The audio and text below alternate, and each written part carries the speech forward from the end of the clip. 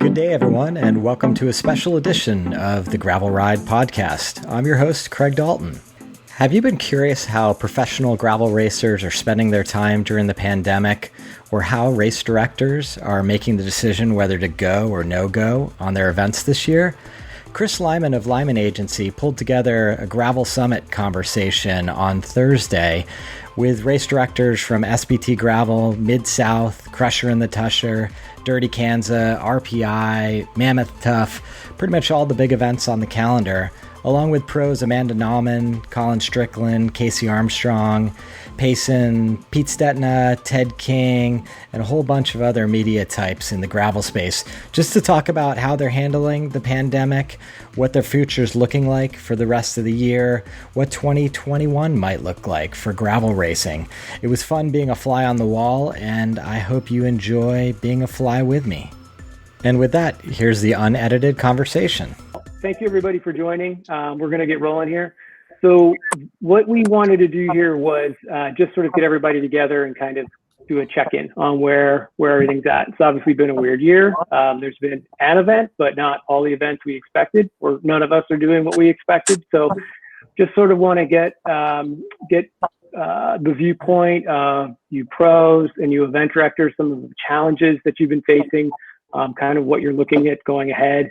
And really just not let gravel sort of pause while everything else is around it. So who we have on the phone who we have on the video is Amy Charity from SBT, Bobby Wintle from Mid-South, Burke Swindlehurst from Crusher and the Tushar, LeLan from Dirty Kanza, Rebecca Rusch from RPI, Amanda Nauman should be on, and Colin Strickland, Kaysee Armstrong, Payson, Pete Stetina, Ted King, and then Steve Matous, who is the executive director of NICA, is going to join us as soon as his board meeting is over in a few minutes.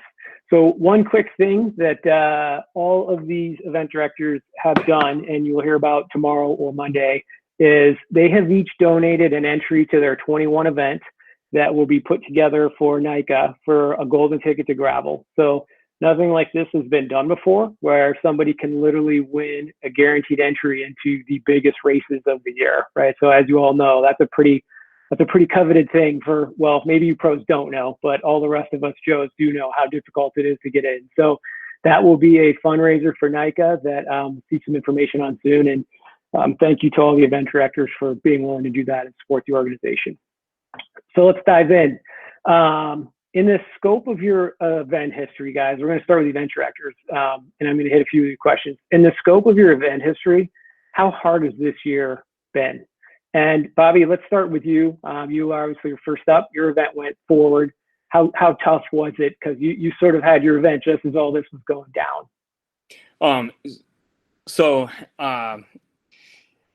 It was insane. It's been insane every year because we always try and up the ante, but obviously this year, Wednesday evening.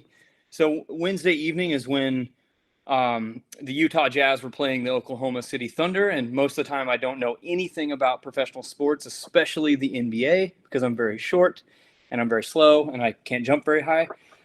So anyway, the NBA got canceled that night, and that was about 9 p.m. on Wednesday before Mid-South was slated to happen, and that's when the pedal hit the metal with pressure. It was like, oh, our entertainment is at stake in the United States of America. Okay, now everyone is going to be paying attention. So people were already in town.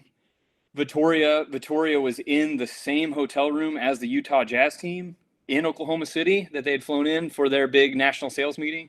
So they immediately called that next morning, polled. So, I mean, needless to say, we ended up with half the participants we thought that we were going to have. We had 3,250 slated to be here, and we had about 1,400 take the start line.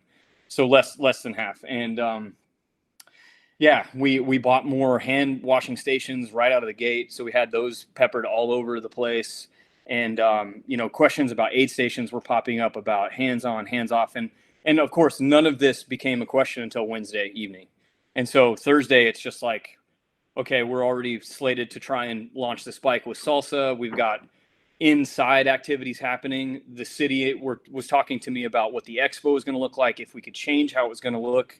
And I told city government, I just said, hey, you tell me, we are either fully on or we are fully off. Like I'm not in a place right now where we can change little bits and pieces to try and make everyone happy. Like I will do whatever you tell me. And if the hour before the event, you tell me that we're not on, then I will do whatever you say.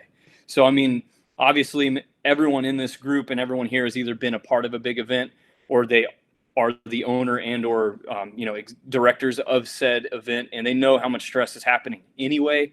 So just throw in a global pandemic, 2 nights before. It was insane. The hardest part though, man, was the internal moral dilemma was just ripping me to shreds and our whole team. We didn't know what to do. We didn't have any guidance from any big government entity at the time because it was all happening right then and there. So just to say this, it happened, but honestly, it doesn't actually feel like the Mid-South happened this year. It feels still like a bit of a dream, and it still feels like what we had planned and how many people I had in my mind. I thought we'd have, at least for the first time, 6,000 people downtown, waiting and just ready to just party and celebrate and see these racers come in and cheer on the DFL. And it felt like year 2, maybe year 3, as far as participants and the vibe, and no one was hanging out. So anyway, we were just right on the cusp. I can't believe we got the race in.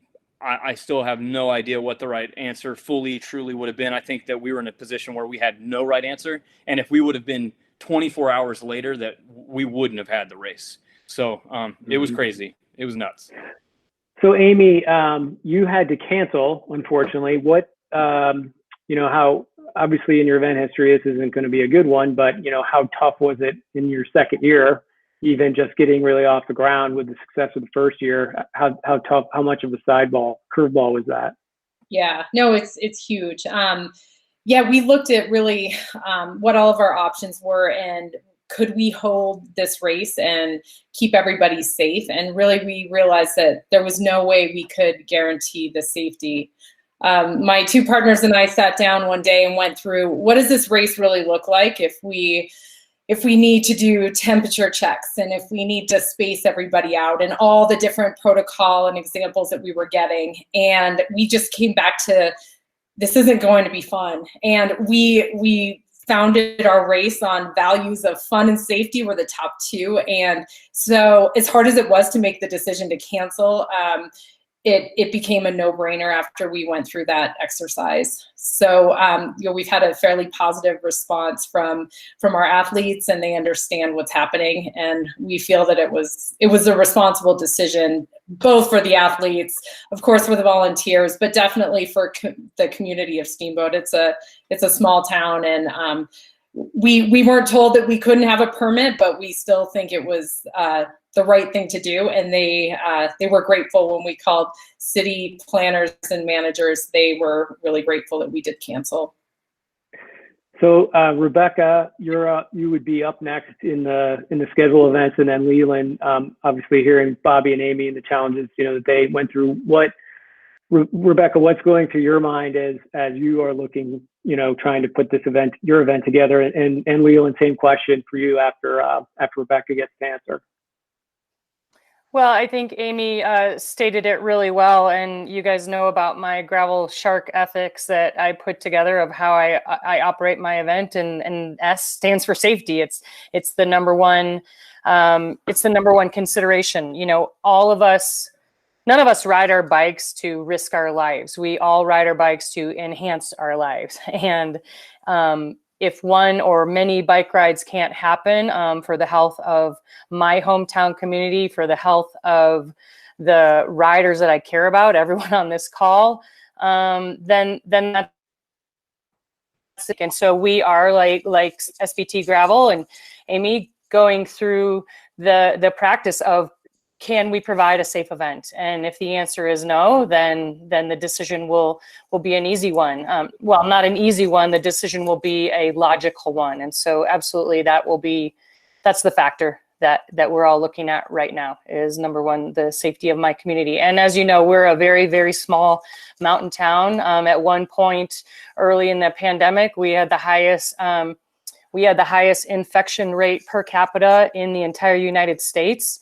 And that's because we're a tourist community and a whole bunch of people came here and brought the virus with them. And what I know now is that, an estimated, on the low end, 25% of people who are infected don't show signs, never know they had the virus, and could potentially be spreading it. So there's some really, considerations that are a lot different than just people having a cold or being sick. We just don't know. And so, yeah, like Amy and SBT, Grvl safety is going to be the number one decision-making factor for us. Well, LeLan, how about for you and DK? Yeah, I think it's probably easy for a lot of folks, riders, participants, to lose sight of the fact that safety is all we think about as race promoters pretty much every year. Here in Kansas, we're thinking about tornadoes. Every year when we run an event first weekend after Memorial Day, there's a good chance a tornado is going to drop down right in the middle of a pack of 1,000 riders, right? And so we're always fighting against that. If it's not tornadoes, it's where do we need water barriers to prevent auto terrorists from driving into a mass crowd of people, active shooter situations, all these types of things. So in some ways, this safety conversation isn't all that different, but it is really different because it's a virus, and this is a safety threat that we haven't even put any ounce of energy into thinking about prior to this year. So it brings all kinds of new things to think about and figure out on how we run our event, or if we run our event. But like everyone else, I don't think there's any question that not only those on this panel, but most promoters across the board are always going to think safety first. And it's not just the safety of our riders. Of course we love our riders, but Emporia is my home. I've lived in a few other places, traveled around, but this is where I was born. This is where I was raised. And I've had the good fortune of coming back to little old Emporia, Kansas, to help make Dirty Kanza a world-renowned event. And so you better believe I'm thinking about my dad and my grandma and my cousins and my friends and everyone that lives here year-round, and the university that is figuring out if they should even have school this year. Last thing we want to do is jeopardize everything that happens after a potentially postponed Dirty Kansas. So there's so much to think about, so much to try to figure out.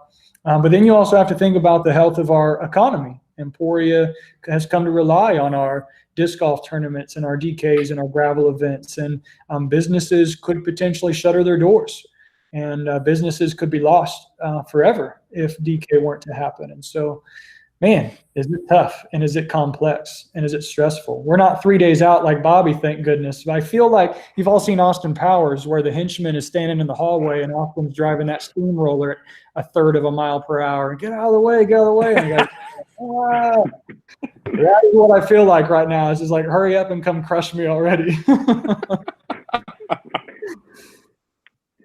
Well, so yeah, figured that would get Bobby. So for the pros, and Payson, you get to be up first because you have won the only big event so far this year. Well, I guess Pete, you get a nod in there too. But with the lack of this schedule certainty and the unknowns, what have you been doing to stay motivated? Howdy, everybody. Can you hear me okay? We can. Cool.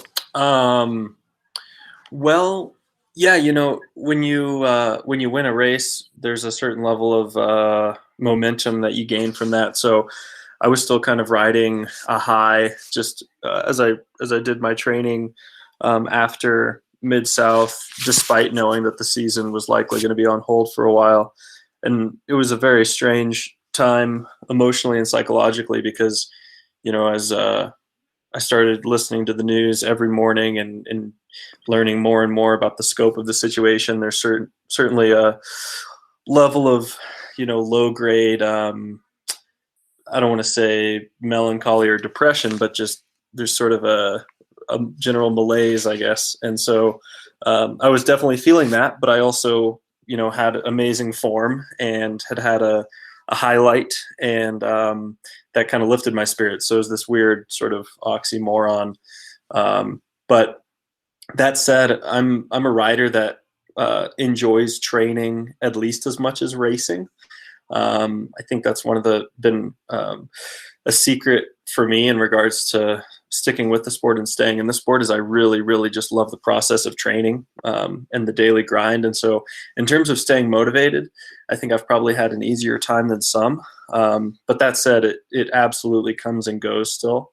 For a little while, I used the early season residual fitness to go terrorize the local Strava segments. And we have such an incredible professional racing community here in Durango that it just became this bloodbath of Strava racing for a few weeks. And then after that, I think we all kind of got over it and are changing course a little bit and looking for new challenges. Rebecca did something really incredible the other day, bringing a lot of us together for her Giddy Up for Good challenge. And that was a big carrot to chase in regards to keeping up some big miles. But I also really enjoy content creation. I have my podcast. I have, some video projects, and those keep me engaged and kind of maintaining a level of, I guess, a semblance of a work day. And, at the end of the day, there's no shortage of challenges for bike riders, even if they don't involve number plates, whether that's, fastest known time attempts or exploring new trails or getting into, bike packing or different disciplines for the first time. So it's certainly been an adjustment, but I think one of the strengths that I've felt so far of our cycling community is seems like a lot of people have been good about coming up with ideas that include others, even if we are separated. And so personally, I've benefited a lot from that. And, folks like Rebecca continue to motivate me to try to come up with ways to do that for others also. So all in all, it's been hard, and I would much prefer to be racing right now. But generally speaking, it's been not an all bad change of pace, if that makes sense. Yep. Amanda, how about you? Amanda Nauman. Hey guys, it's good to see all of you, first of all. But yeah, it's a good question, and I would be lying if I said that I was super motivated this whole time.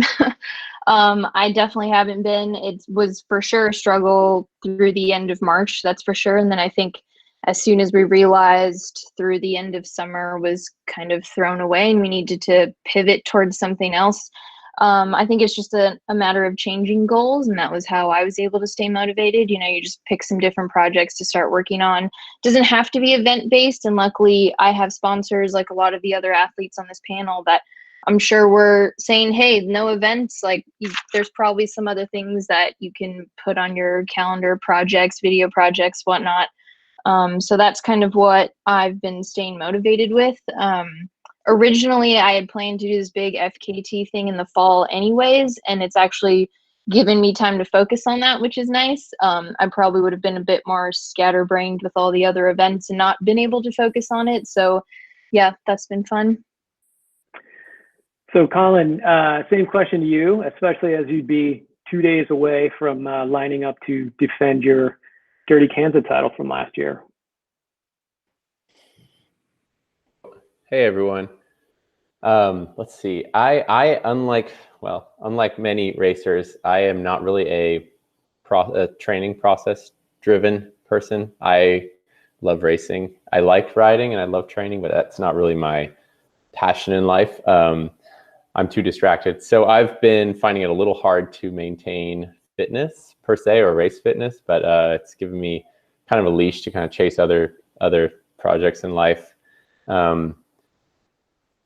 But yeah, it's been interesting here in Austin, and like a conservative state with like a liberal populace, kind of navigating it. Yeah, sorry, a little scatterbrained. Yeah, no worries. So yeah, it's kind of hard, like say, because again, I feel like I've let the fitness kind of drop off a little bit. I don't think I'd be ready to race competitively and win Dirty Kanza this weekend, but we're not doing that. So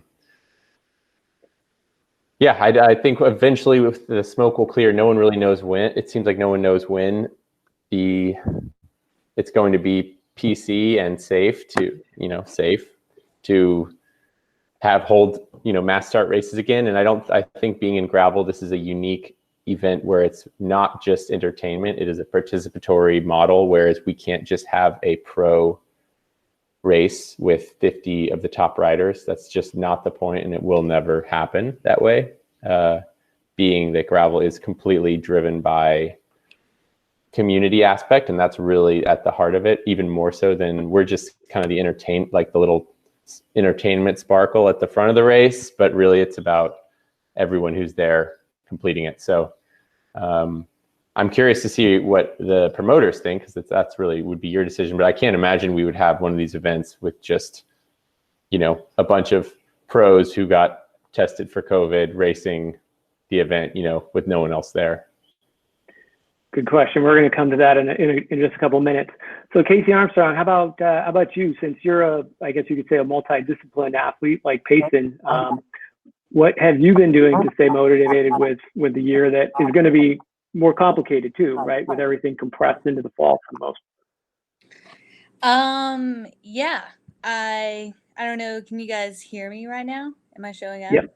Okay, perfect. Yeah, I feel like, Payson and I are very similar in that we both race mountain bike and gravel and probably almost anything you can ask us to race. But it seems like I'm a little bit more on Colin's side with I'm definitely not chasing training right now. And I enjoy racing. I enjoy adventures a lot. And honestly, this COVID has been able to allow me to be at home exploring new routes. And sure, I'm not in race shape, but I'm always out, doing 6-hour rides. And what Rebecca did this weekend was amazing, because it wasn't like I was really fit for something, but it was a goal, and that felt good again to chase after that. But yeah, it's hard to be motivated to train right now, because honestly, it is hard to imagine doing an event anytime soon. I sure hope we do, but at the same time, it's really nice to see people like Rebecca and even Amy. It's just hopefully we can make events where maybe we're not all together, but we're doing something and conquering a goal. And it's hard to be super motivated. I'm definitely on Colin's pace right there. It's just I don't know what I'm training for, so why am I going to go out and do a 20-minute interval? I'm probably just going to go enjoy the day and do a 4 to 6 hour ride. So it is hard, but also I love making new content and motivating other people, and it's given me a chance to be at home and being my community a little bit more and motivate them. So yeah, just day by day, seeing what happens. So yeah. Yep. And so Pete, you might be you have the unique distinguishing quality here of being beaten not once but twice by mountain bikers this year.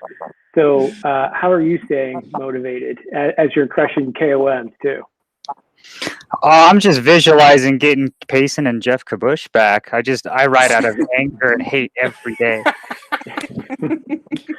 No, yeah, it's really interesting hearing everyone talk right now, because you realize how all of us racers and the promoters, we are an entrepreneurial and very creative tribe, and it is.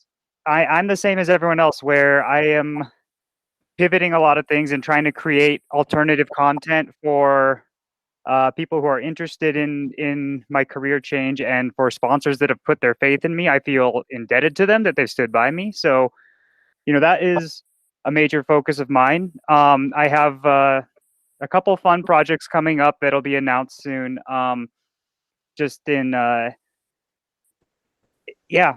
to. It seems like a switch flipped recently in the last week, and I have started training again, because I do, whether or not the racing comes back, there will be some things happening in the near future, and even that is just enough motivation to start pushing. So all that stuff will be announced soon, and in the meantime, one recent big unforeseen expense is I have gone down the whole van life wormhole, which is an addictive and horrible thing. But I realized it's also me just trying to do my part of the entire COVID situation. So I can, I think air travel and hotels are going to be one of the last things to come back online. So, I'm trying to be self-contained. I can get to events when all these good organizers here finally have an alternative plan and a best practices, so I can do my part and still show up for myself and my sponsors. And yeah. Good deal. So looking Prediction. at you and Bobby, Everest. looking at you and Bobby and Payson, I feel like I made a mistake shaving today. All right, so let's see. Let's go on to now. Grvl. Somebody said it. Grvl is really about community and partners.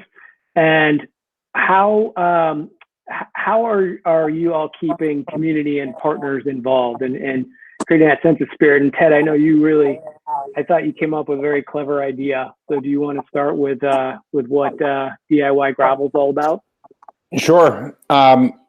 And man, Pete, two things. One, it's a hands-free mic, so you don't have to hold it to your mouth. But two, we are probably going to copy you because we've been talking about getting a van. And so well done jumping on that. Although I suppose we're just all copying Payson because he's been doing this for a while. Do I have to say after I talk? Over. Stand by. Yeah, I mean, the genesis of DIY Grvl was, I wear a couple hats. One is as an athlete, one is as content creator, one is as event promoter with literally wear the shirt, Rooted Vermont. And it became such a bummer to see these events come and go. Like they're getting pushed off the calendar or down the calendar or off entirely. And, how do you still honor an event? Because collectively there are thousands and tens of thousands of people among all the events who had something on their calendar, like beginning April 18th with the Rasputica, beginning like everybody who is going to do Dirty Kanza knows exactly what May 30th is in 2 days. Like, how do you still promote something and make something positive here? So, I reached out to my sponsors and said, hey, I'd like to create a giveaway, create a contest, make it something that everybody could be part of. And another hat that I'm wearing now is as the marketing side of Untapped, the sports nutrition company that I co-own. We're getting a ton of requests for sponsorship of virtual challenges now. And, there's a virtual challenge popping up all the freaking time, especially as events are canceled. And, there are an abundance of them. DIY Grvl is virtually the same thing. So I totally recognize how saturated that market is. That said, it's amazing, this community of folks who want to be part of it. As of today, we have over 3,000 entries over the past 2 months. The number is only going up. So it's a cool way to be part of a community. The outpouring of support, the notes that are coming out are absolutely, they're incredible. It's like, it's a thankfulness for doing this thing, which I'm just scratching my head saying, like, all I'm doing is telling you guys to go ride your bike. So, it shows the collective interest of a community. People are happy, people are riding, all things good on 2 wheels. Good deal. LeLan, so you actually, DK had one of the first, I guess, cancellations, if you will, with your camp, with the camp that was scheduled in April. So what have you been doing you obviously have sponsors, partners, lots of people to keep happy as well as riders. What have you guys, what are you guys doing in the interim as you're obviously not canceled yet, but you've got a gap, right, in your timing that you had to make up for? Yeah. So for camp, we pivoted and went virtual. It's one of the most obvious options, but we used a platform called Kajabi, which is absolutely brilliant in my opinion. And if you didn't get to see that virtual camp, it was pretty fantastic. We had basically we recorded and live streamed various seminars, mechanics talks. We put routes out there, it showed some footage. There's all these kinds of things you would have normally seen at camp, and then some things that we wouldn't have normally done at camp. And it worked out really, really well. It was just a $10 charge to join. And Lifetime kept no profits. All the proceeds went to the Greater Emporia Area Disaster Relief Fund, which is supporting businesses that are struggling through this time of coronavirus. So it was a really cool deal. And that led us to explore more opportunities with this specific platform.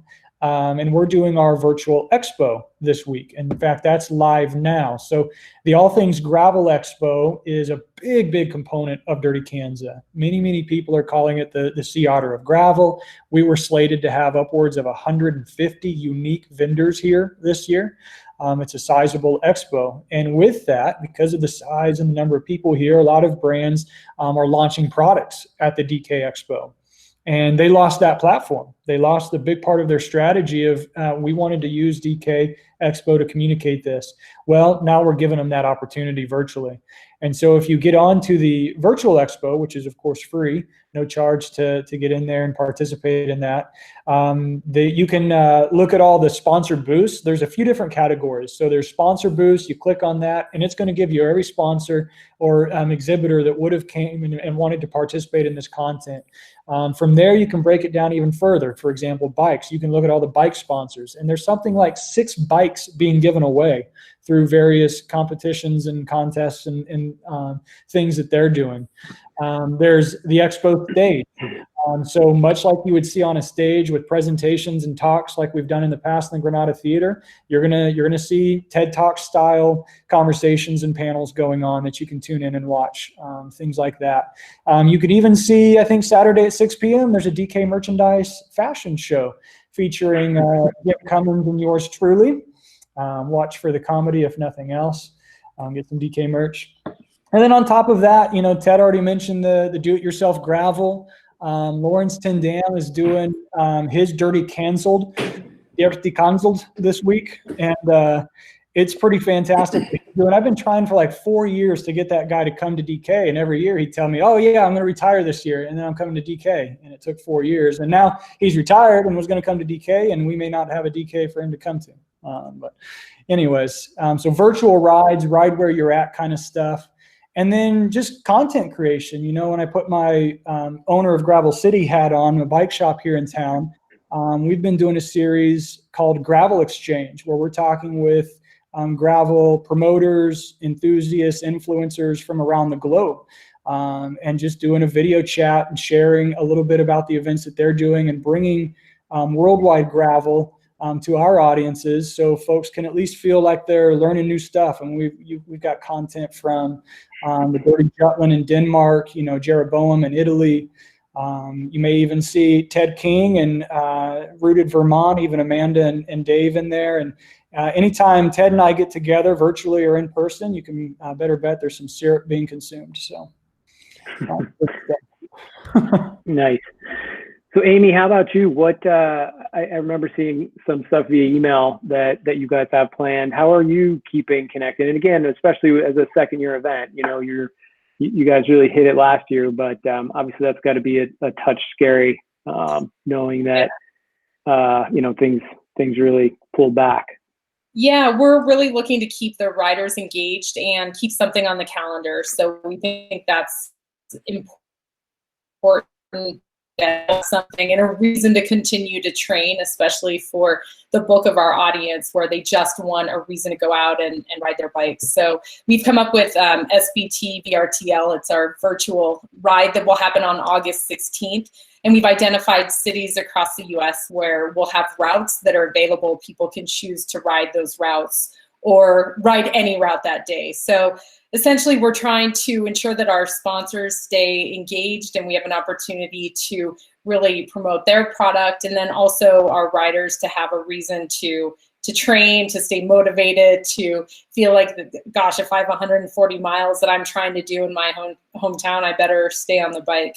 So that's the idea. And in place of wherever you are, you do that virtual ride. So it's certainly not the same as all gathering together in Steamboat, but we think it's a good option given the situation and what we're able to do. Yep. So Bobby, obviously you guys would be past at this point, but you're also a shop owner, and I know you really sort of drive the interest level in your community. How are you keeping your community and and your partners involved? Not only in the COVID time, but just you occupy that first spot of the year, right? You got to keep everybody occupied while this other stuff's going on too. Yeah. So I mean, we've obviously traditionally, if regular events were happening, we've done like Dirty Kanza talk nights at the shop, or we honestly though we have 5 group rides at a minimum that leave district every single week, and of course they're all canceled. They've all been canceled. A few people have met on our traditional Monday fun day at the gravel lot, a couple blocks south of the shop, and done a Monday ride on their own terms anyway.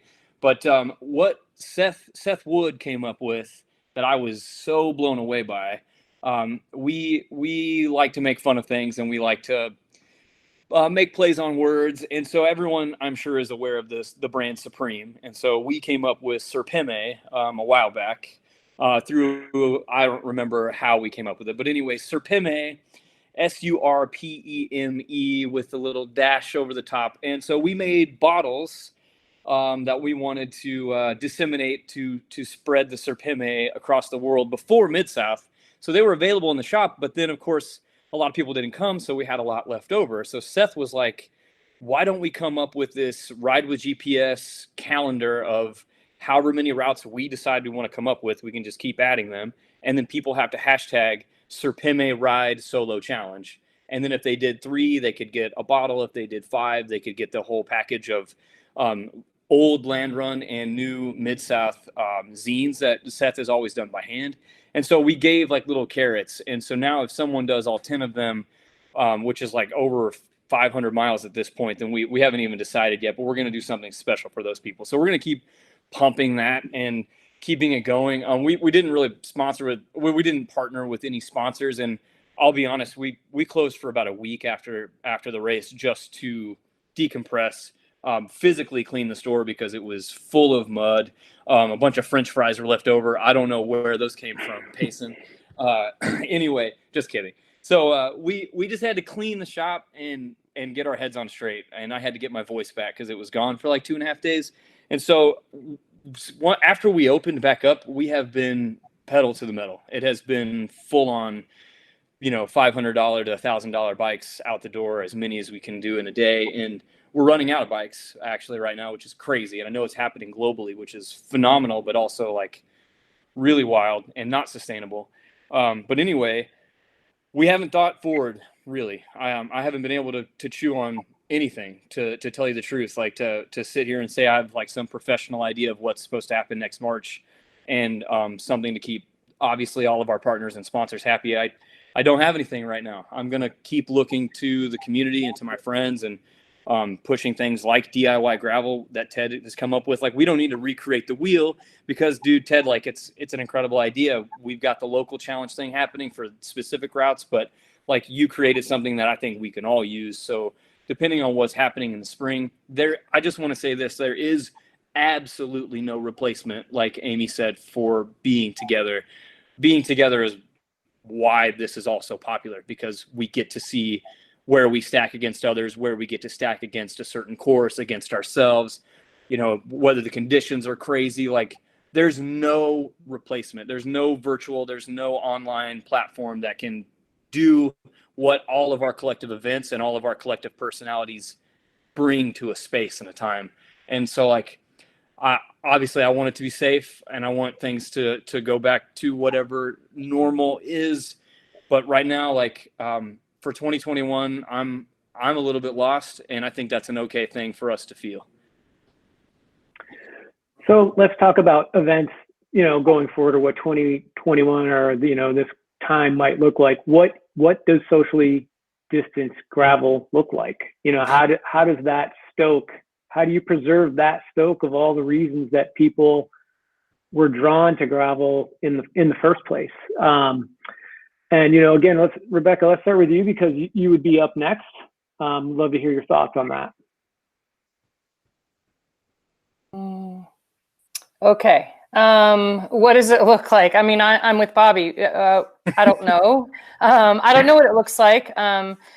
What I do know is, and this was part of launching Giddy Up Challenge last weekend, is that I needed motivation. I love to ride my bike, and I keep going back to why we all ride, why we started our events, especially gravel. You know, where did the initial motivation come from? And it was exploration. It was going, you know, the gravel less traveled, going off the beaten path, and there weren't a bunch of people around. And so I keep going back to the core. And, you know, I've said this before, but there is no roadmap for where we're going. So, you know, when you ask me, what does a large gravel event look like in 2021? I don't know, because we don't have a trail map for this. We've never been here before, but we have our internal compass. We know why we launched our events. We know why we personally ride. And that is really what Ted is doing, what I did with Giddy Up Challenge. It's like we can't create what we want, what we had before right now, but we can create something that still meets our goals, meets our sponsors' needs, meets our personal needs. You know, I needed motivation, just like, you know, Amanda was saying. I wasn't motivated to ride my bike as an athlete. And so the initial Giddy Up Challenge was for me, like to get off my butt. And it turned out that other people needed that same thing too. And so you're seeing a lot of us are in our own different way. We're still trying to check the box of why we're here. And I think as we grasp for answers and how it's going to look, I just keep going back. For me, I just keep going back to why I ride, why I launched my event, what riding means to me, and how we achieve those goals. What the tactics are to get there, I don't know. But I just have to keep going back to what's in my heart, and like the genesis of gravel and you on a bike, and what that means, and together with 1,500 people. But if we can't, we still are so lucky. We can safely ride our bikes. We can get outside. We can have that spiritual, emotional connection, and we can connect with each other digitally. It's not the same, but it's way better than not connecting at all. So that was kind of a non-answer, but I'm just using my internal compass to guide me. And I don't know how it's going to look. Yeah, so I think I want to open that question up to everybody, and then I want to give a chance. We're running out of time quickly here, we promised. I know you all have, a lot of you guys have to run at the top of the hour. So I want to throw that question out to everybody else, if you've got a thought on it, and then open it up to media for questions. And media, if you have any challenge asking the question, just type it in the chat, and we will ask it for you. So anybody else want to chime in on that? I'd like to say one thing. You know, one thing that really surprises me is I am blown away, like I said before, by the creativity of this group. You know, I'm not worried about the future of gravel right now, because there's so much still being invented, and there's so many ideas. And I mean, I talked to my colleagues from the World Tour, and they're just sitting at home listening to their employer telling them to get on a Zwift ride here or there, and there's no backup plan. If the tour doesn't happen, they're in a bad way. This whole group right here, you guys are continually reinventing. We're pivoting around, you know, Everesting ideas and FKTs and everything in between. You know, whatever the best practices are around gravel, you're not in a peloton at the end of the day. I think it's just really going to be, you know, the Start Finish Festival, which is the best part of gravel. But I mean, soon a lot of places will have groups of up to 50 people per se. You know, after 20 minutes of the race, you're more or less socially isolated. So it's really just going to be about, you know, how do we have a best practices around aid stations and that start finish? And I mean, I don't want to be alone and, you know, having to eat a pre-boxed meal and go home. You know, that's not the point, but this group will figure it out. And I'm really bluntly not worried.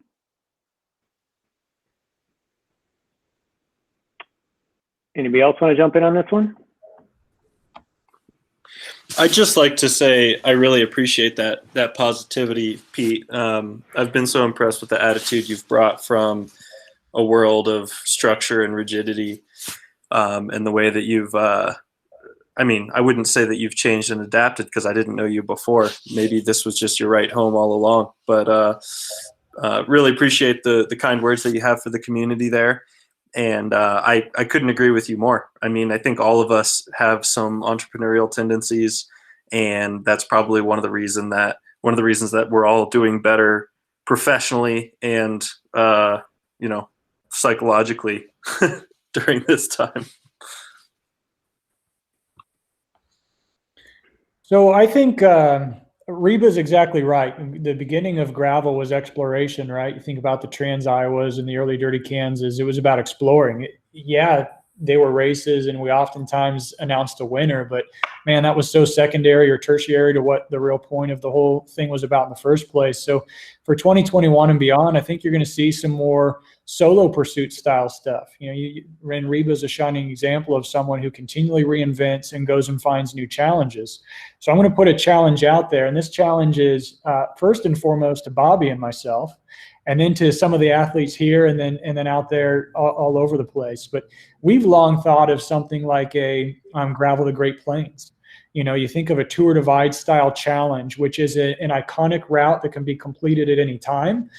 You can have a time trial records and record keeping on it. Well, Grvl stretches from Canada to Mexico and either direction. So we've, for years, probably 10 years, Bobby, Yeah. of connecting a route from the north to south border of the United States. And so maybe there's challenges out there for Grvl specifically that are ultra long, even individual-esque or very small group style challenges that can be presented. And I think promoters and athletes alike are going to have to say, man, are we leaving even the 200-mile rides for something that looks a little bit more like this? Come on, Pete. I see you. Yeah. Well, there you have it. There you have it, folks. Grvl the Great Plains is no longer just our secret. Here we are. 10 years is a long time to keep that to ourselves. How about the Northeast, Ted? I remember you mentioning something that you have planned along these lines. So this weekend, I'm going to be doing a 300-mile ride, which is 312. So, Dirty Kanza is often such a big part of my season. That's sort of how I got into this whole Grvl bit. So while I wanted to do a full DKXL, I'm connecting the northeast corner of Vermont to the southwest corner of Vermont, and 90% gravel roads. It'll be probably about a 20-hour adventure, but I've never ridden more than a mere 216 miles once. So who knows what happens in the next 100 miles. So yeah, I mean, stuff like that is motivating me. And that's coming on the heels of, I announced that probably 2 hours after we announced that we were canceling Rooted Vermont this year. And that, to go from a real low to putting that out there, and just the outpouring of support was pretty tremendous. Because I mean, this is a new reality, and I don't want to get dour because I love the positivity of this group, but like, instead of thinking about what events are going to go on later in the fall, like, we need to be thinking now about 2021, what that looks like, because it is a far cry what we've seen in the past. It's not 2019. Like, it frightens me. And so, the positivity here and doing things independently, it's both fun and it's a stopgap in a way, because at the end of the day, like, we are a community. What's been really fun about this group and hearing everybody talk is, like, I've been on a bunch of event panel meetings, and then I've done things individually, like done Pete's Swift ride. I've been poorly texting Payson for the past couple of weeks. And so I'm paying attention and communicating with you all, but this community is so cool because it's drawing together bits and pieces from the entire cycling community, minus the entire masses, which is why we're recording this. It's a new reality, and it's one that we are leaders, whether we are event promoters or athletes or ambassadors. People are chomping at the bit so hard for something to do, and that's the success of Giddy Up. That's the success of DIY Grvl. That's, I mean, good grief, how many people went Everesting this past weekend? It's nuts. And we need to be the change we want to see. And, that's going to be a sobering reality for a bit. All right. Anyone else want to jump in here before we let you? Yeah, good one. Yeah. Who wants to follow that up?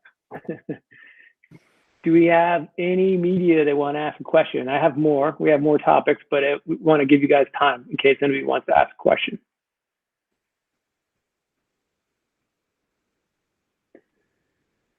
All right.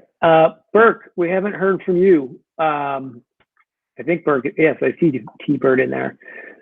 So Burke, where are you at thinking about, hearing what Ted said, hearing about you as a former elite athlete as well as an event director, where's your head in all of this and where everything is right now? Geez, I mean, that changes from moment to moment. Honestly, I just keep coming back to, it is tough not to get down sometimes. And I've definitely had my shares of ups and downs the last couple of months. But I keep coming back to the fact that we as human beings, we're very industrious, and there's a reason why we're at the top of the food chain. And we're gonna figure this out. It's gonna happen. We're gonna persevere. I have no doubt about it. And things are gonna look different. Trying to figure out what best practices are gonna look like for our events, and just kind of everything. I'd say the greatest thing right now is the fact that we're kind of stepping into the unknown, and that's super scary. But it's also kind of exhilarating. And I'm personally excited to see what comes out of this, not just from the terms of just cycling and gravel events or whatever, but like, how's the world going to change? Are we going to put our best foot forward and innovate and find new ways to interact and enjoy each other? Yeah, I don't know. I mean, I'm pretty, I feel pretty positive about what's ahead for us, and I'm really excited to see what it's all going to look like, because I know we're going to innovate, we're going to do stuff. It's going to happen.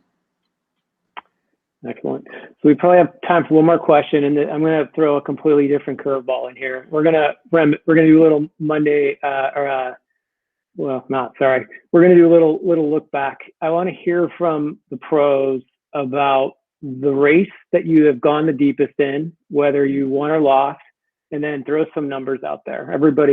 Some people love to geek out on numbers. So the race you went the deepest in, whether you won or lost, and then give us your power and your kilojoules. Colin, why don't you go first? Because you again would be racing this weekend or defending this weekend. So let's hear it. All right. Race that I remember going deepest in was attacking Ted at the Rift Iceland last year. That was probably the deepest I went all year, to put some, make a crack in the end of that race was so hard. Yeah, Iceland. I don't remember the effort exactly, honestly. Let's say a lot. Mucho.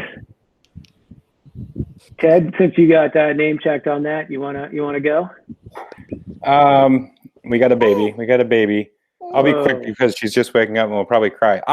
So mine, I was actually looking this up today. A 200 on 100 is Chris knows it well. It's a ride from the northern part of Vermont to the southern part of Vermont. It's 200 miles entirely on one road, which I was looking up this stat. We did it in 2015, 216 miles at 9 hours, 32 minutes, which means you're going 22.7 miles per hour. That was a ridiculous day, which is akin to a dirty Kanza, which I think I did 275 watts for 10 hours and 34 minutes until Colin crushed my previous award-winning time. I'm glad to hear, Colin, that you went deep there, because as you slowly and then quickly rode away from me, I was empty. 1,000,000 kilojoules. How's that for an answer? Good answer. All right, who else wants to go? Give us some more numbers, guys. I have some numbers from Iditarod Trail Invitational.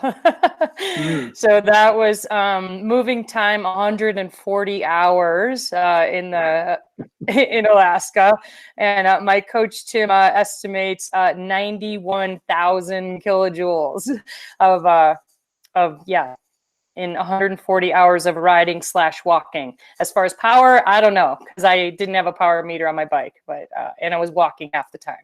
But I got that one. All right, you win the kilojoules for sure. Who else wants to go?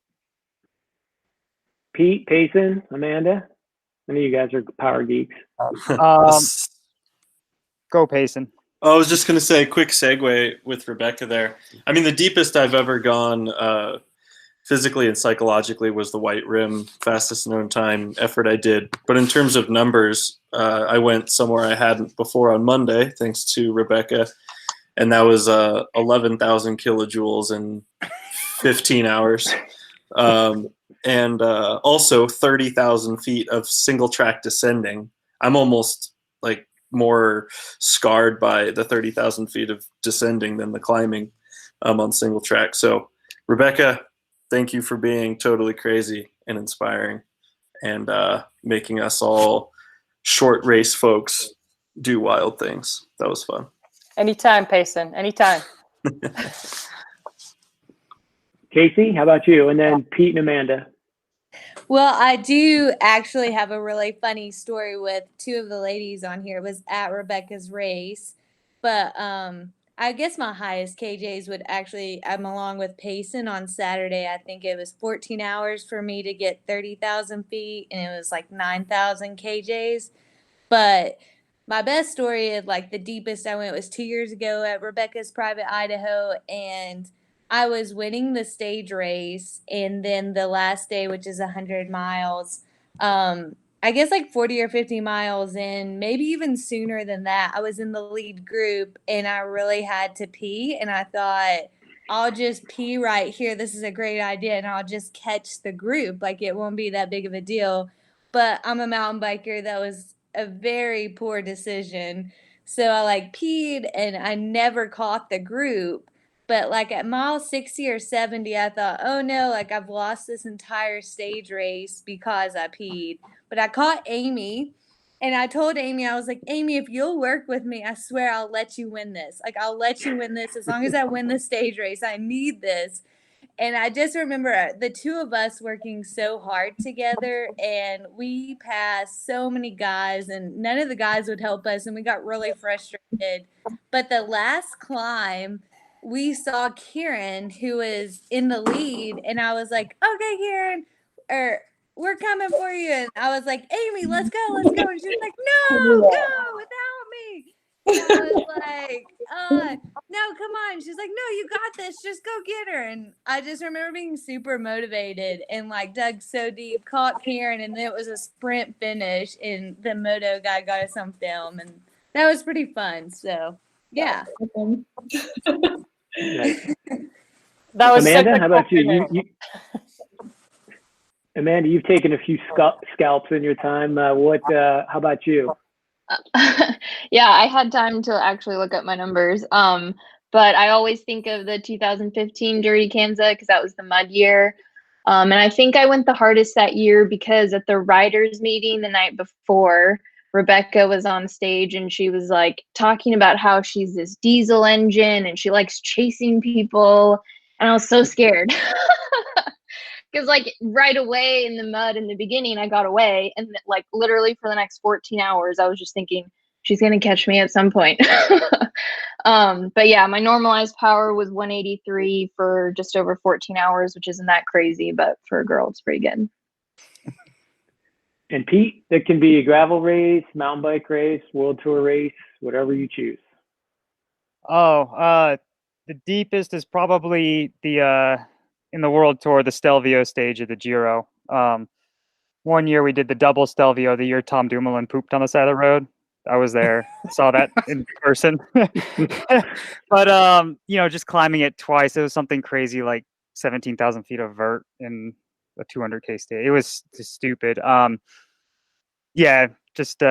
Totally empty. There was also the year that Ryder won the Giro on the Stelvio, and I helped him, but the team was so concerned with him that they just kind of left me to my own devices, and I had to get up the Stelvio after selling out for him with just a little can of Coke. And then I got to the top, and I had doping control, and it was snowing, and I got really sick after that.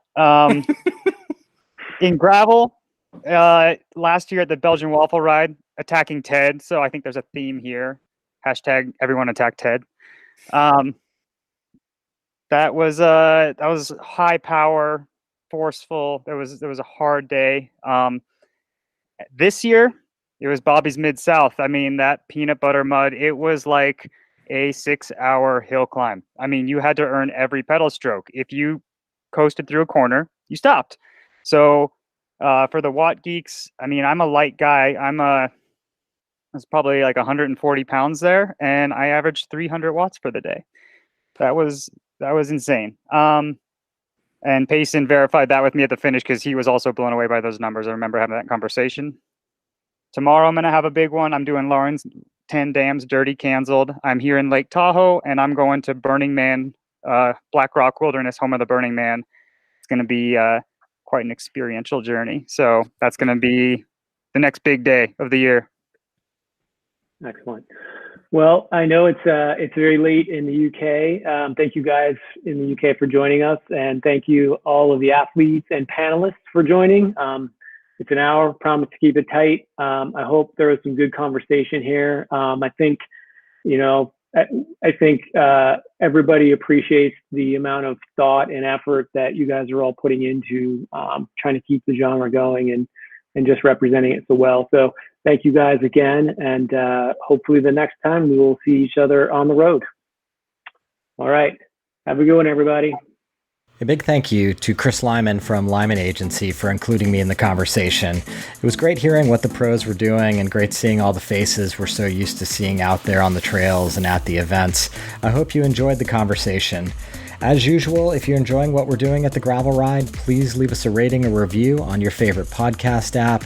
We've also set up a page at buymeacoffee.com/thegravelride if you're interested in financially supporting the podcast. I appreciate all the comments and emails I get, and if you need anything, feel free to reach out to Craig at thegravelride.bike. Until next time, here's to finding some dirt under your wheels.